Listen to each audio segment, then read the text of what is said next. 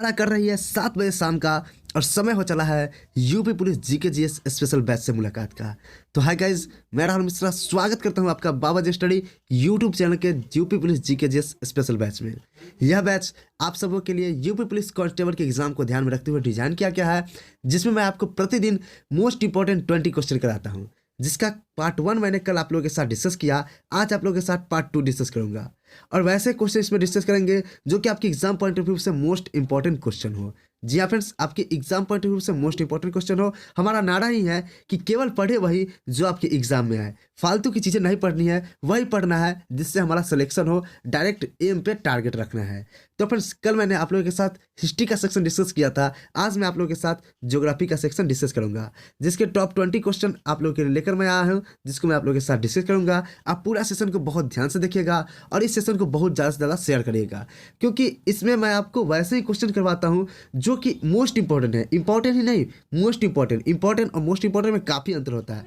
तो जो आपके एग्जाम पॉइंट ऑफ व्यू से मोस्ट इंपॉर्टेंट क्वेश्चन है, उन्हीं को मैं आपके साथ डिस्कस करता हूँ। तो चलिए फ्रेंड्स, स्टार्ट करते हैं आज के टॉप 20 ज्योग्राफी स्पेशल क्वेश्चन को यूपी पुलिस कांस्टेबल के एग्जाम को ध्यान में रखते हुए। और हाँ फ्रेंड्स, जो स्टूडेंट हम लोग के साथ प्रतिदिन जुड़ा रहेगा, लाइक शेयर कमेंट करता रहेगा, उसको एग्जाम के अंत में एक गिफ्ट में मिलेगा, यानी कि गिफ्ट दिया जाएगा उसको हमारे चैनल की तरफ से। तो जरूर जुड़े रहें, अधिक से अधिक संख्या में शेयर करें। अगर चैनल पर नए हैं तो सब्सक्राइब करें, क्योंकि यह चैनल आपके लिए यूपी पुलिस कांस्टेबल की वर्दी आपको पहना करवानेगा। मैथ की क्लासेस स्टार्ट होने वाली है, जीके की क्लासेस चल रही है, करंट अफेयर्स की क्लासेस चल रही है, रीजनिंग वगैरह सारे कुछ की क्लासेस स्टार्ट हो जाएंगी।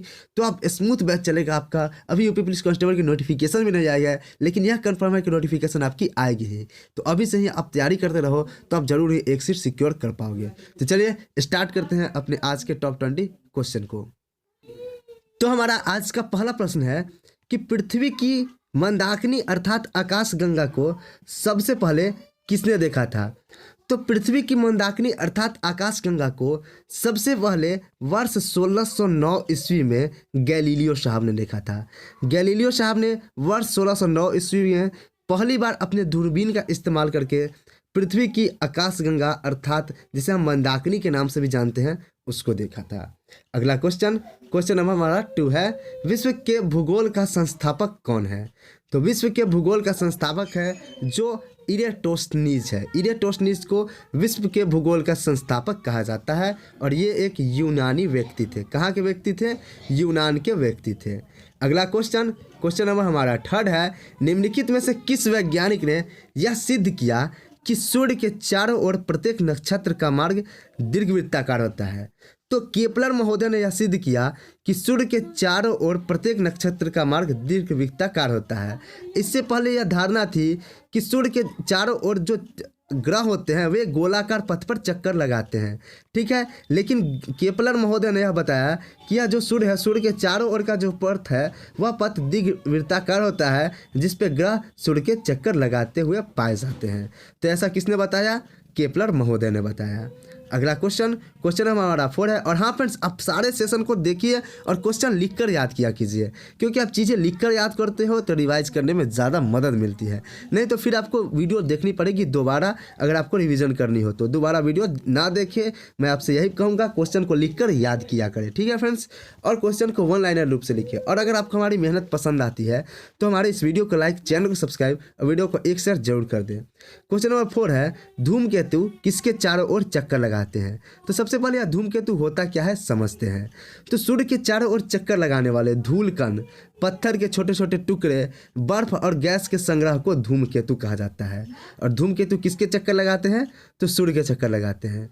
और इन्हीं धूमकेतु ग्रह, उपग्रह, उल्कापिंड तथा क्षुद्र ग्रह को संयुक्त रूप से मिला दिया जाता है तो हमारा क्या बन जाता है? सौर मंडल बन जाता है। क्या बन जाता है? हमारा सौर मंडल का निर्माण हो जाता है।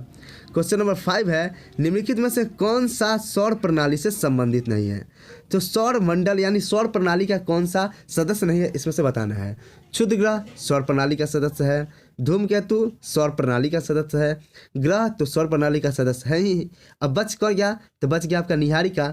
तो निहारिका ही आपका राइट आंसर होगा, यह सौर प्रणाली का सदस्य नहीं है। तो निहारिका सौर प्रणाली का सदस्य नहीं है तो क्या है? तो निहारिका जो है यह घूमते हुए गैसों का बादल है और इसी गैस के बादल से सूर्य और अन्य ग्रहों का निर्माण भी होता है। इसी को हम निहारिका कहते हैं। क्वेश्चन नंबर 6 है, पल्सर क्या होते हैं? पल्सर जो होता है यह तेजी से घूमने वाला तारा होता है। तेजी से घूमने वाले तारों को क्या कहते हैं हम? पल्सर कहते हैं। जो ये तारे होते हैं ना, चंद्रशेखर सीमा से भी अधिक द्रव्यमान के होते हैं, जिसके कारण इनकी कक्षा से मुक्त हो जाते हैं और घूमते रहते हैं, और इनका वेग इतना अत्यधिक होता है कि इलेक्ट्रॉन इनके नाभिक से बाहर चले जाते हैं और इस पर सिर्फ न्यूट्रॉन बच जाता है, और इसी अवस्था को हम लोग क्या नाम दे देते हैं? पल्सर नाम देते हैं, जिसे हम तेजी से घूमने वाले तारे भी कहते हैं। क्वेश्चन नंबर 7 है, पृथ्वी और सूर्य अधिकतम दूरी पर कब होते हैं? तो पृथ्वी और सूर्य अधिकतम दूरी पर प्रत्येक वर्ष 4 जुलाई को रहते हैं। सबसे ज़्यादा दूरी इसी दिन की होती है, और इस घटना को हम क्या कहते हैं? इस घटना को हम अपसौर के नाम से जानते हैं। यानी अगर आपसे क्वेश्चन पूछ दे कि अपसौर की घटना कब घटित होती है, तो अपसौर की घटना 4 जुलाई को घटित होती है प्रत्येक वर्ष। क्वेश्चन नंबर 8 है हमारा, सूर्य के चारों ओर घूमने वाले ग्रहों की कुल संख्या कितनी होती है? तो सूर्य के चारों ओर घूमने वाले ग्रहों की कुल संख्या आपकी 8 होती है। कितनी होती है? 8 होती है। अगर ग्रहों का नाम मैं आपको बताऊं तो पहला आपका मरकरी, दूसरा आपका वेनस, तीसरा आपका अर्थ, चौथा आपका मार्स, पांचवा आपका जुपिटर, छठा आपका स्ट्रेनम, सातवां आपका यूरेनस, और आठवां आपका क्या हो गया? नेपच्यून। हिंदी में मैं इसको बताऊं तो आपको बुध, शुक्र, पृथ्वी, मंगल, बृहस्पति, शनि, अरुण और वरुण। और इसके लिए एक और खासियत मैं बताता हूँ इन ग्रहों की, कि सारे जो ग्रह होते हैं ना, वो पश्चिम से पूर्व यानी वेस्ट टू ईस्ट परिक्रमा करते हैं सूरज की। लेकिन 2 ग्रह ऐसे हैं, वेनस और यूरेनस। वेनस अर्थात शुक्र और यूरेनस अर्थात वरुण। यूरेनस अर्थात क्या होता है आपका? वरुण, ठीक है, सॉरी, यूरेनस में मतलब होता है अरुण।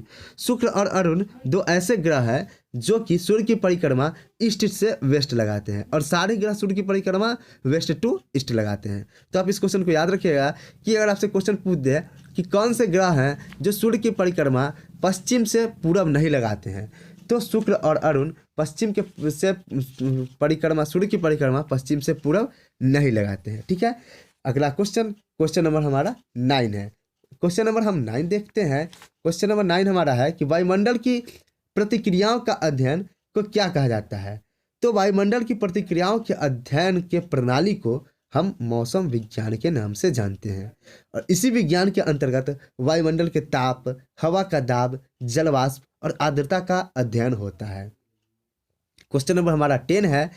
हाँ फ्रेंड्स, आपको मैं कहना चाहूँगा यह सेशन बहुत इंपॉर्टेंट सेशन है। आप इस सेशन को मिस करोगे ना तो आप अपने सिलेक्शन से दूर हो जाओगे। क्वेश्चन नंबर 10 है हमारा, कौन सी गैस पृथ्वी पर परावैंगनी विकिरण को कम करती है? तो पृथ्वी पर परावैंगनी विकिरण को कम करती है ओजोन गैस या ओजोन परत। ओजोन सूर्य से निकलने वाली विनाशकारी रेडिएशन जो पृथ्वी पर जीवन को नष्ट कर सकती है, उसको रोकता है ओजोन परत, और धरातल पे आने से उसे बचाता है, जिसकी ऊंचाई होती है, और यह ओजोन परत जो रहता है यह समताप मंडल में रहता है, जिसकी ऊंचाई 18 से 32 किलोमीटर की होती है। क्वेश्चन नंबर 11 है, वायुमंडल में सबसे नीचे वाली परत को क्या कहते हैं? तो वायुमंडल की सबसे निचली परत को क्या कहते हैं? तो वायुमंडल की सबसे निचली परत को क्षोभ मंडल कहते हैं। वायुमंडल में कितने परत होते हैं? तो वायुमंडल में कुल 5 परतें होती है। मैं आपको नीचे से ऊपर की ओर क्रम में बता रहा हूँ।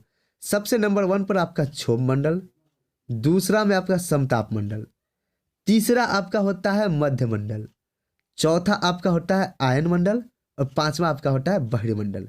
फिर से रिपीट कर रहा हूँ, सबसे नीचे आपका होता है, यहाँ पे देखिए, फिर से दिखाता हूँ, मैं आपको दिखाता हूँ, यह हो गया आपका क्षोभ मंडल।